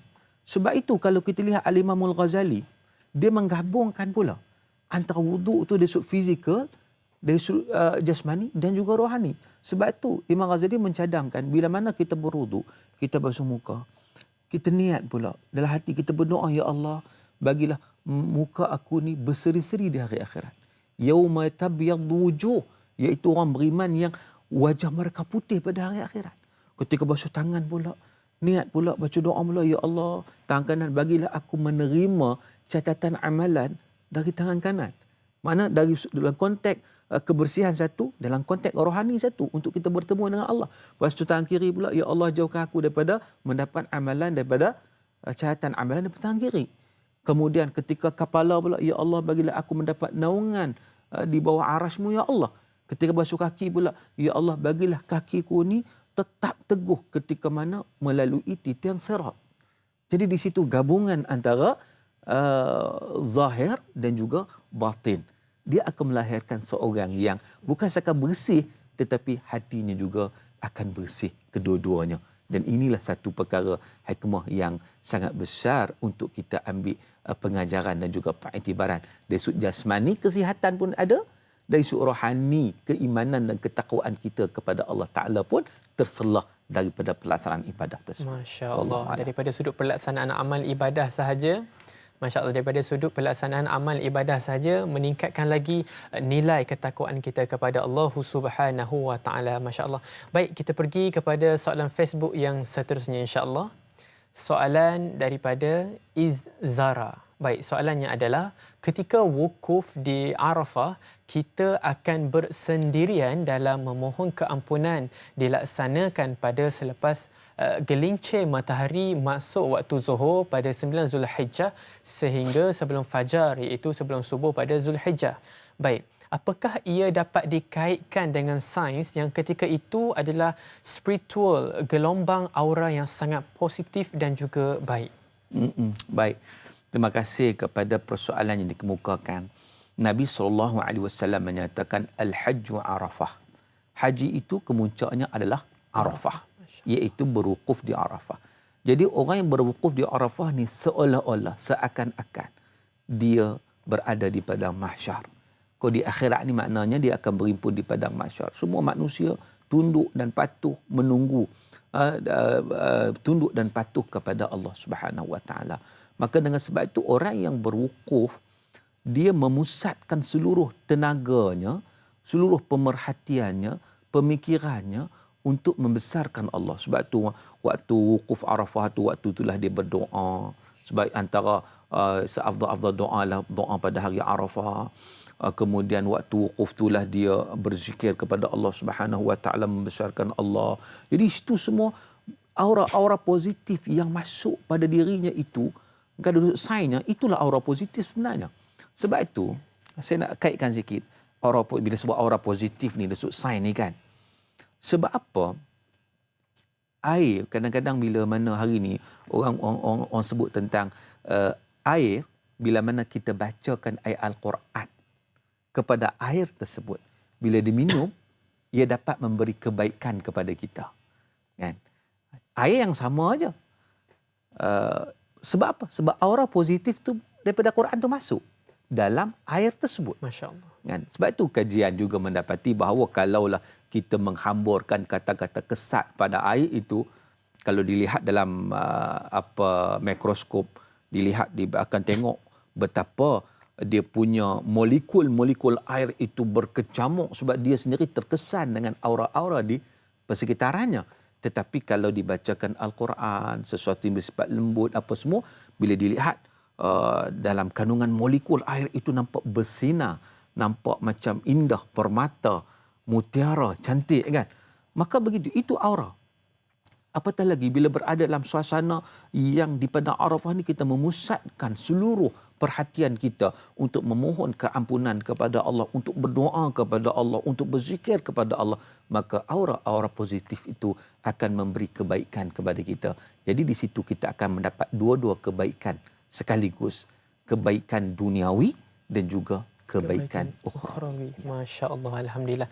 Di mana apabila kita menitikkan ataupun kita memusatkan lagi aura yang sangat baik, sebenarnya itu mendatangkan satu, kita katakan satu kuasa positif kita lah, bersangka baik terhadap Allah Subhanahu Wa Taala, khususnya apabila kita berada di hari Arafah. Masya Allah.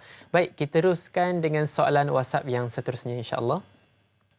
Soalannya, adakah rukun melontar jamrah ketika menunaikan haji itu ada kaitan dengan sains dari segi tubuh badan untuk meluahkan atau membuang perasaan seperti marah, ragu-ragu atau dendam dengan melontar 7 biji batu itu? Mohon pencerahan daripada Ustaz. Daripada Puan Nur, Pantai Dalam, Kuala Lumpur. Masya Allah. Baik, terima kasih kepada Puan Nur atas persoalan yang dikemukakan. Melontar di jamrah dia tak termasuk dalam rukun haji, tetapi dia termasuk dalam wajib haji. Dia ada beza sikit ya. Kalau buat haji umrah ni dia beza rukun dan juga wajib. Kalau dalam ibadat yang lain, kalau rukun dan wajib tu sama aja. Rukun itu wajib kan, maknanya kena buat. Kalau tak buat tak sah. Macam kita kata solat, rukun solat antaranya adalah baca Fatihah. So Fatihah itu wajib. Kan? Betul. Kalau kita baca Fatihah maka solat kita tidak sah. La salata liman lam yaqra bi Fatihatil kitab. Tidak ada solat bagi mereka yang tidak membaca Fatihah. Baik, tetapi dalam bab haji ini, bab umrah haji dia berbeza. Dia ada rukun yang, kalau rukun macam wukuf itu adalah rukun, kalau tak laksanakan rukun maka hajinya tidak sah. Dia kena ulang balik. Kan? Dia kena qada lah pada tahun yang berikutnya. Macam tawaf rukun, sa'i rukun. Tetapi ada yang melibatkan wajib, contohnya bermalam di Muzdalifah, melontar di jamrah termasuk wajib haji. Wajib haji ni maknanya dia kalau dia tak buat masih lagi sah hajinya, tetapi dikenakan dam. Itu dalam konteks ibadat kepada Allah. Cuma persoalan yang dikemukakan ni bagaimana bila kita melontar itu, kan? Melontar batu kecil itu, dia sebenarnya dia ada sejarahnya bagaimana Nabi Ibrahim alaihissalam yang melontar batu kepada syaitan yang nak menghalang untuk melakukan ketaatan kepada Allah Subhanahu Wa Taala. Jadi ketika mana kita melontar itu, bukanlah syaitan duduk situ, tak ada dah. Syaitan duduk situ pun lari lama dah. Ni kadang-kadang ada orang dia melontar ni, dia rasanya syaitan di depan tu. Dia ambil bukan sekat batu kecil, batu besar dengan selipar-selipar, dengan kasut-kasut, dia baling habis kan. Itu tak kena, tak betul. Itu betul, dia marah betul kan. Dia sebenarnya bagaimana kita nak ada perasaan sahaja. Sebab tu ambil batu kecil saja, bukan besar. Bukan kita nak kalau syaitan kita sebut tadi duduk situ betul lama dah dia lari kan. Tapi kita baling itu dalam keadaan kita nak buang segala sifat-sifat mazmumah. kita nak buang, kita nak baling itu betul-betul. Tu kadang-kadang kita melontar, kita kata nafsu kita, syaitan, kita tak nak supaya bila kita balik dalam keadaan daripada Makkahul Mukarramah dalam keadaan kita bebas daripada cengkaman-cengkaman syaitan, cengkaman hawa nafsu yang sentiasa nak kontrol kita. Jadi di situlah satu perasaannya itu. Di samping pelaksanaan itu memang memerlukan tenaga fizikal. Tenaga fizikal yang kuatlah nak melontar di jamrah ni, dia perlu kepada kekuatan juga kan. Dalam keadaan duduk pula nak berjalan pergi jauh dan sebagainya, maka itu semua dia memerlukan taf kita lah, memerlukan kekuatan fizikal diikuti dengan kekuatan mental kita. Sebab tu dalam ibadah haji ni sebenarnya banyak sekali perkara-perkara yang kita dapat manfaat sekeseluruhannya. Dari sudut fizikal kita, mental kita, dari sudut perhimpunan umat Islam, muktamar tahunan umat Islam yang begitu banyak, dari sudut berkembangnya ilmu dekat situ, berkembangnya ukhuwah dekat situ, dan pelbagai lagi fadilat-fadilat yang sangat besar ketika mana melaksanakan ibadah haji.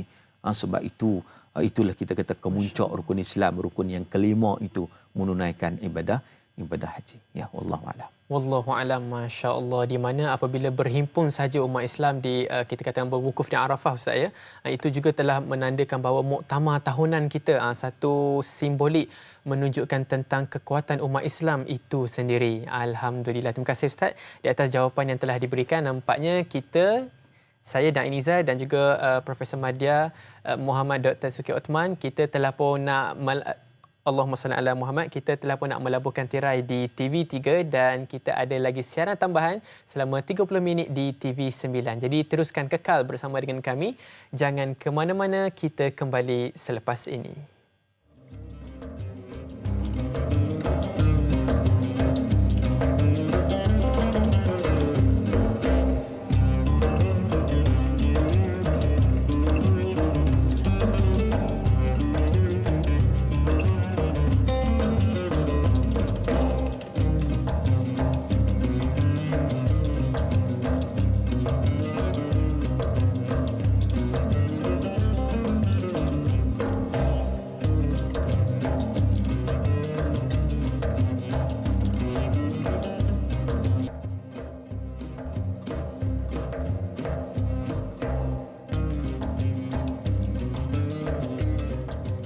Alhamdulillah, syukur kita kehadrat Allah Subhanahu wa taala kerana dengan limpah izin daripada Allah Subhanahu wa taala akhirnya anda kembali lagi bersama dengan saya dan Ainizal dalam rancangan Tanyalah Ustaz. Biar tahu, jangan keliru di TV9 untuk siaran tambahan selama 30 minit. Mudah-mudahan ada saham kebaikan kita untuk di hari akhirat sana. Mudah-mudahan insya-Allah. Jadi untuk siaran tambahan kali ini saya suka cita nak memaklumkan kepada anda, kita membicarakan tentang topik sains haji. Daripada awal pagi kita bersiaran langsung 6.30 pagi, memang bulu roma macam meremam tu. Kenapa? Kita mengkaji, kita merungkai daripada sudut sains itu sendiri, apakah hikmah pensyariatan ibadah tersebut. Masya-Allah. Jadi kepada anda yang berada di rumah yang ingin membuat panggilan secara live, boleh terus di nombor yang tertera di kaca TV anda, iaitu 0377261603. Mungkin ada yang nak bertanya, boleh juga di nombor talian WhatsApp kami, iaitu 0111233680. Dan jom bersama dengan saya dan Ainiza dan semua sekali yang sedang menonton sekarang ini, kita menjadi orang yang menyebarkan kebaikan dengan cara kita like Facebook Tanyalah Ustaz TV3 dan pada masa yang sama kita kongsi Facebook Live Tanyalah Ustaz. Mudah-mudahan ada saham kebaikan kita di akhirat sana, insya-Allah. Amin. Allahumma ya amin. Alhamdulillah. Baik Ustaz, jadi sebelum kita teruskan dengan perbincangan kita yang lebih jauh lagi Ustaz ya, saya ada hajat kat sini yang mudah-mudahan soalan ini mendatangkan manfaat untuk semua penonton kita, insya-Allah. Mungkin Ustaz boleh ceritakan sedikit tentang huraian tentang i'jazul Quran, insya-Allah. Baik. Terima kasih kepada persoalan yang dikemukakan. Sebenarnya kalau kita tengok Al-Quran ni kalamullah al-mu'jiz, perkataan daripada Allah yang mempunyai mukjizat. Sebab itu apa-apa yang dinyatakan oleh Allah dalam Al-Quran, ianya memberi kebaikan pada kita dari segenap segi. Hatta dalam konteks sekarang ni kita bincang dari sudut sains. Adakah sains itu ada dalam Quran? Ada. Adakah sejarah itu dalam Quran? Ada. Adakah matematik itu dalam Quran? Ada. Jadi tanyalah apa pun, ada dalam Al-Quran sebenarnya.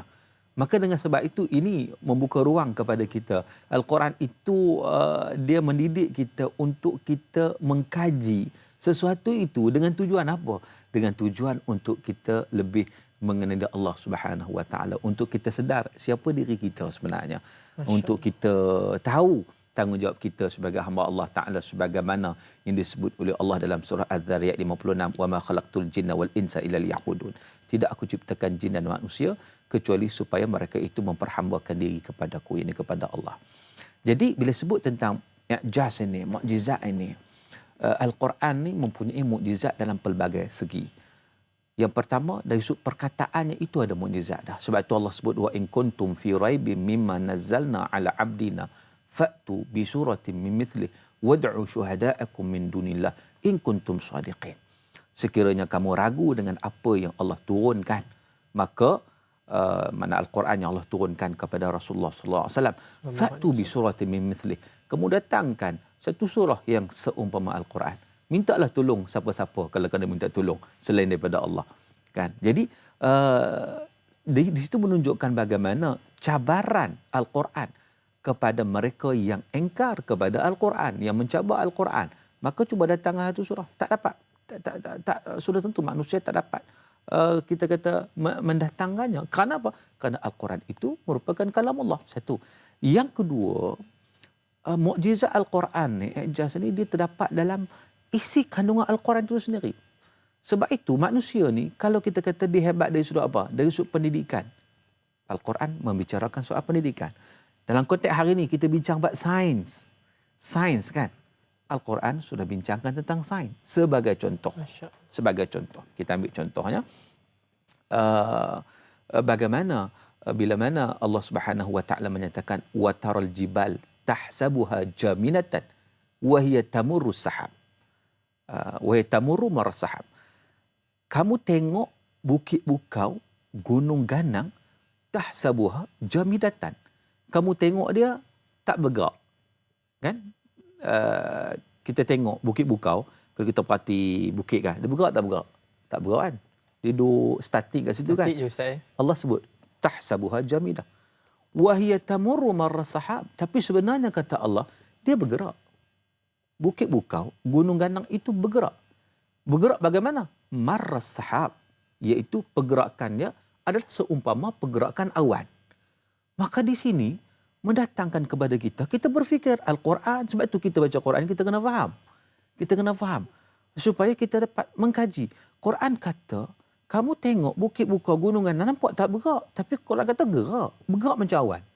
Jadi kalau kita nak tahu pergerakan bukit bukau gunungan, kita kena kaji awan dulu. Sebab Quran kata wahya tamurru marras sahab. Dia bergerak macam bergeraknya awan. Okey, kaji awan. Awan ni bergerak bagaimana? Itu persoalan. Adakah awan dia bergerak dengan sendiri? Tidak. Awan tak bergerak dengan sendiri. Awan ni dia bergerak dengan tiupan angin. Bila angin tiup, dia bawa. Sebab tu orang tua kata tu pokok hujan. Bila nampak awan datang, awan hujan datang kan. Macam mana awan tu boleh datang? Angin tiup. Maka hujan datang kan. Awan yang mengandungi titisan hujan.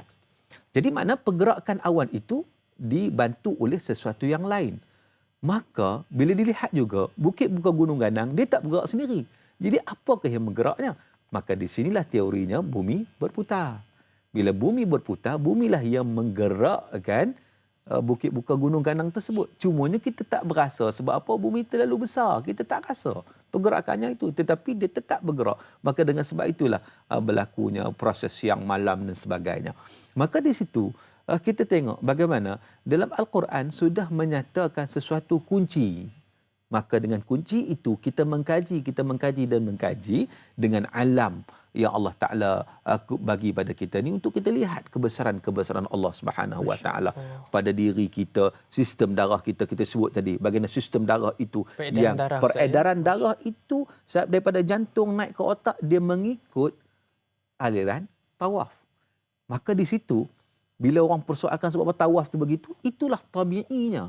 Itulah naturalnya. Dan itulah yang Allah ciptakan seumpama itu. Bila mana kita ikut natural, ikut tabi'i, dia akan memberi kebaikan yang sangat banyak dalam kehidupan kita. Tetapi kalau kita mukhalafah, kalau kita berbeza, kita lawan natural, kita lawan benda fitrah, maka sudah tentulah perkara itu akan jadi cacat merbah, jadi kelang kabut. Macam hari ni, orang cuba nak lawan fitrah. Betul. Allah ciptakan laki-laki, perempuan. Tiba-tiba laki nak jadi perempuan nak jadi laki-laki. Langgar fitrah tak? Langgar. Kalau seumpama itu berlaku, apa akan berlaku? Masyarakat akan hancur, masyarakat akan rosak. Nampak tak? Jadi tuan-tuan yang dirahmati Allah, kalau kita tengok itu sebagai contoh. Sebab tu hari ni, bila mana kita mengkaji Al-Quran dalam konteks yang orang kata sains sekalipun, dia akan mendapat kehebatan Al-Quran itu. Contoh lagi. Sebenarnya banyak contoh, cuma saya nak sebut sikit. Sebab hari ini oleh kerana orang terlalu mengagungkan sains, sampai mereka lupa bahawa Al-Quran itu sudah mengetengahkan semua perkara ini. Contohnya, bila mana Quran sebut, Inna awhanal buyut labaitul ankabut. Dalam surah Al-Ankabut. Ankabut ni apa? Ankabut ni labah-labah. Inna awhanal buyut labaitul ankabut. Serapuh-rapuh rumah labah-labah. Ayat itu berkaitan dengan orang yang syirik kepada Allah Subhanahu Wa Taala. So pegangan dia rapuh. Kan? Macam sarang labah-labah. Baik, dalam konteks pada hari ini, memang sarang labah-labah ni sarang yang rapuh. Dia bertahan satu malam saja. Pagi esok dia dah hancur. Okey. Tetapi ada juga dalam konteks kajian pada hari ini, dia menyatakan kita jangan compare sarang labah-labah itu dengan kita, sebab kita boleh koyak macam tu je kan, sebab dia kecil. Tetapi kita compare dia sama-sama dia. Contohnya labah-labah ni, bagaimana dia punya rumah dia itu, Baitul Ankabut itu, kalau tengok dari sudut pembinaan dia itu, satu pembinaan yang kukuh sebenarnya. Kau nak bandingkan dengan haiwan yang sejenis dengan dia kukuh. Dia punya binaan tu, sebab tu hari ni teknologi kejuruteraan pakai pembinaan daripada rumah labah-labah. Cara susunan dia tu, cara pak segi dia tu dan sebagainya kan. Jadi didapati bahawa benang yang terhasil daripada sarang labah-labah itu merupakan benang yang kuat. Lebih kuat daripada benang nailon lagi. Sebab itu kalau serangga kecil-kecil memang sangkut, memang kena perangkap, kecuali yang besar-besar lah kan. Dan sebab apa Allah Ta'ala sebut inna awhanal buyut labaitul ankabut, serapuh-rapuh rumah labah-labah. Jadi di sini ada para pengkaji dilihat dalam konteks lain pula. Dilihat pula rumah ni adakah merujuk pada rumah tangga labah-labah? Rumah tangga labah-labah dilihat pula konteks rumah tangga labah-labah. Rumah tangga labah-labah rupa-rupanya yang menguasai rumah tangga labah-labah adalah yang betinanya, dipanggil black widow. Black widow. Bila mana berlakunya persenyawaan, dia akan kejar yang jantan lari lintang punggang, takut kan, dia menguasai rumah labah-labah. Jadi rumah labah-labah itu dikuasai oleh betina. Maka di sini satu hikmah yang kita boleh dapat, wallahu a'lam, satu hikmah maknanya lah, satu rumah tangga itu tetap kena ada ar-rijal qawwamun 'ala nisa. Baru dia tak jadi rapuh macam rumah labah-labah. Kalau jadi terbaliknya melanggar fitrah, dia jadi rapuh, macam rapuhnya hubungan kekeluargaan, rapuhnya rumah tangga, macam rapuhnya sarang labah-labah tadi. Jadi maknanya bila dibuat kajian dalam pelbagai sudut, kita akan dapati apa yang Quran ketengahkan kepada kita itu, Masya Allah, satu perkara yang sangat-sangat menakjubkan. Contohnya lagi sebagai satu perkara. Ya. Sebagai contoh tadi Ustaz ceritakan kepada kita tentang hatta konsep tentang sarang labah-labah itu sendiri menunjukkan kepada kita tentang kebesaran Allah Subhanahu Wa Taala yang mungkin kita boleh perbandingkan dengan konsep rumah tangga itu sendiri. Saya rasa Ustaz pun banyak lagi isi yang nak dikongsikan, tapi kita simpan dahulu, jangan ke mana-mana, kita kembali selepas ini.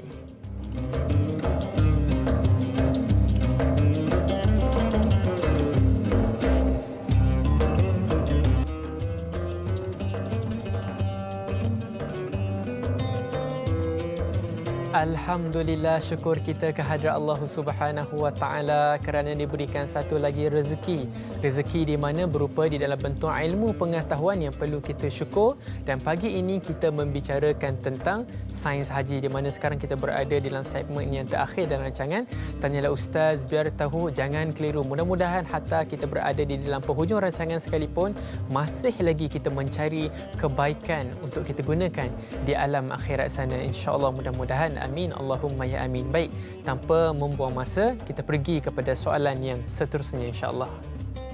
Soalan Facebook daripada Tuan Muhammad Faizal bin Ahmad. Soalannya, saya pernah dengar seseorang yang pergi ke Mekah berkerusi roda atau yang mempunyai penyakit-penyakit tertentu, namun apabila pulang sahaja boleh berjalan seperti biasa dan sembuh dari penyakitnya. Ini adalah satu perkara yang luar biasa dengan izin Allah Subhanahu Wa Taala. Bagaimana ini perkara ini kita boleh kaitkan dengan sains perubatan? Mohon pencerahan daripada Ustaz insya-Allah.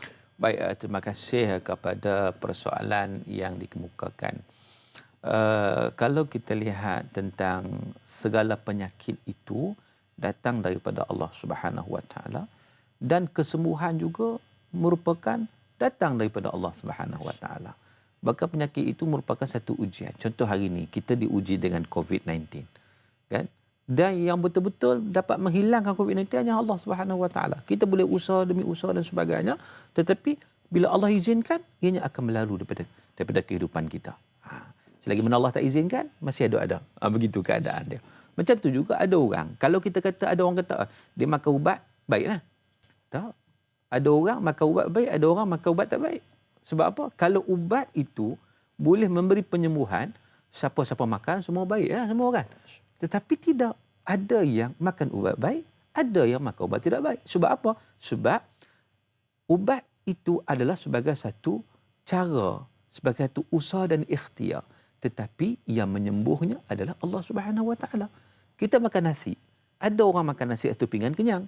Ada yang 2-3 pinggan pun tak kenyang lagi. Sebab apa? Sebab yang mengenyangkan Allah, bukan nasi. Kalau nasi yang mengenyangkan, sudah tentu sama saya level. Makan nasi sepinggan semua kenyang. Semua kan? Tak, dia tak sama. Sebab apa? Yang memberi kenyang itu adalah Allah. Begitu juga orang pergi ke Mekah. Ada yang pergi kursi roda, balik kursi roda. Ada yang pergi kursi roda, balik berjalan elok, kan? Ada yang pergi berjalan elok, balik kursi roda. Pun ada Ustaz. Pun ada. Jadi ini ada semua perkara yang berlaku, yang pelbagai. Semuanya merupakan ujian daripada Allah Subhanahu Wa Taala sebenarnya. Bukan sekadar kita kata orang yang pergi elok balik kursi roda saja ujian. Tidak. Orang yang pergi kursi roda balik dengan elok, ujian juga. Sebab apa? Ujian sama ada dia bersyukur atau tidak kepada Allah Subhanahu Wa Taala. Apakah dia akan meningkatkan lagi keimanan, ketakwaan dengan melaksanakan ketaatan pada Allah ataupun tidak. Kan? Dan mungkin juga di situ doanya makbul insya-Allah Taala. Jadi di situ kita lihat macam-macam boleh berlaku. Yang kita kata tentang dari sudut sains perubatan ni, maknanya sains perubatan ni kita dalam konteks usaha dan ikhtiar, dan memang itu yang dituntut kepada kita. Likulli da'in dawa. Setiap penyakit itu ada ubat. Tetapi yang penyembuhnya ialah Allah Subhanahu Wa Taala. Inilah satu keimanan yang perlu ada pada kita. Sebab tu para doktor-doktor ni, dakwah doktor ni sangat luas sebenarnya. Sangat mendalam. Sebab orang sakit biasanya dia bagi tahu apa pun dia akan terima. Doktor kata makan ubat ni dia akan makan. Waktu tu peranan doktor ni dia bagi tahu, pak cik makan ubat ni dan jangan lupa untuk mohon kesembuhan daripada Allah. Makan ubat ni jangan lupa baca bismillah dan berselawat kepada Rasulullah sallallahu alaihi wasallam. Jadi itu satu dakwah. Jadi dia yang tak pernah berselawat dia akan berselawat.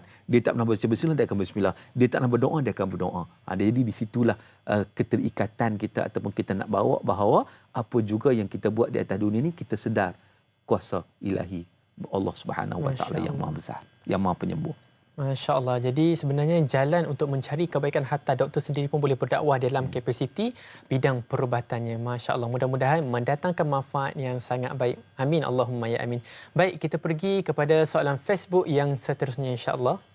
Soalan daripada Puan Zakiah binti Zainal. Soalannya adalah, mungkinkah aktiviti tawaf itu adalah penjana kepada penjana kepada pergerakan pusingan bumi seperti dinamo? Adakah aktiviti tawaf yang terganggu baru-baru ini memberi kesan kepada alam sekitar? Baik, terima kasih kepada persoalan yang dikemukakan. Dia kalau kita lihat macam yang disebut tadi, bagaimana tawaf itu juga memang menghasilkan tenaga. Dan apakah tawaf baru ni terhenti? Dia tak terhenti, cuma kapasitinya yang agak berbeza daripada yang ramai kepada bilangan yang sedikit, tetapi tawaf tetap juga berlaku. Tetap berlaku. Sebab apa? Sebab di situ merupakan satu ibadah kepada Allah Subhanahu Wa Taala. Apakah ia memberi kesan secara langsung kepada alam sekitar, itu perlu kepada kajian. Inilah membuka ruang pada kita untuk buat kajian. Dan satu perkara yang saya ingat juga, sekarang ni kita rasa nak tawaf. Kita rasa nak tawaf. Satu ketika di akhir zaman nanti akan berlaku, orang tak nak tawaf dah. Bila mana orang tak nak tawaf? Sebab apa? Bila berlaku tidak ada tawaf pada akhir zaman nanti, dan pada waktu itu akan berlakunya Kaabah diruntuhkan. Ni kalau kita cerita dalam konteks akhir zaman, Kaabah diruntuhkan oleh, disebutlah pada Nabi, oleh yang bernama satu golongan nama dia Dhu Suwaiqatain, ia akan meruntuhkan Kaabah, yang Kaabah tidak akan dibangunkan selepasnya. Selepas itu akan berlaku dah kiamat, kehancuran. Maka di situ menunjukkan selagi mana tawaf, selagi mana Kaabah itu orang bertawaf, selagi itulah bumi ini masih stabil, masih ada. Tetapi bila di akhir zaman nanti, bila mana sampai tahap orang pun tak apa nak tawaf dah, dan Allah Ta'ala pun mengizinkan waktu itu Kaabah diruntuhkan berdasarkan kepada hadis yang sahih yang menyatakan sedemikian, maka selepas daripada keruntuhan Kaabah itu, kita akan dapat saksikan kehancuran dunia ini akan berlaku.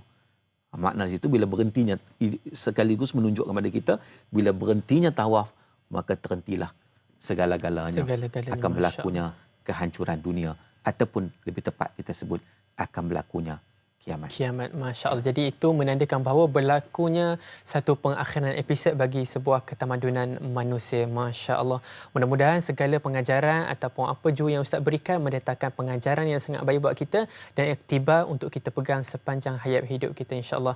Jadi Ustaz, nampaknya kita pun telah berada di penghujung rancangan. Kita mohon kepada Al-Fadhil Ustaz kita, Profesor Madya Dr. Muhammad Suki Uthman, untuk membacakan doa ringkas bagi memberkati hari yang penuh kebahagiaan ini, insya-Allah. أعوذ بالله من الشيطان الرجيم بسم الله الرحمن الرحيم الحمد لله رب العالمين حمدا يوافي نعمه ويكافئ مزيده يا ربنا لك الحمد كما ينبغي لجلال وجهك وعظيم سلطانك اللهم إنا نسألك رضاك والجنة ونعوذ بك من سخطك والنار اللهم إنك عفو كريم تحب العفو فاعف عنا فاعف عنا وعن والدينا وعن جميع المسلمين والمسلمات برحمتك يا أرحم الراحمين اللهم اغفر لنا ذنوبنا ولوالدينا وارحمهم كما ربونا صغارا ربنا ظلمنا أنفسنا وإن لم تغفر لنا وترحمنا لنكونن من الخاسرين ربنا أتمم لنا نورنا واغفر لنا إنك على كل شيء قدير ربنا هب لنا من أزواجنا وذرياتنا قرة أعين واجعلنا للمتقين إماما ربنا عليك توكلنا وإليك أنبنا وإليك المصير ربنا آتنا في الدنيا حسنة وفي الآخرة حسنة وقنا عذاب النار وصلى الله على سيدنا محمد وعلى آله وصحبه وبارك وسلم والحمد لله رب العالمين. Amin, amin, Allahumma ya amin. Mudah-mudahan apa yang telah Al-Fadhil Ustaz sampaikan bermanfaat kepada kita. Sekian sahaja daripada saya, Da'i Nizar, dan juga panel undangan kita iaitu Prof. Madya Dr. Muhammad Suki Uthman. Sekian. Assalamualaikum warahmatullahi wabarakatuh. Alhamdulillah, Ustaz. Terima kasih.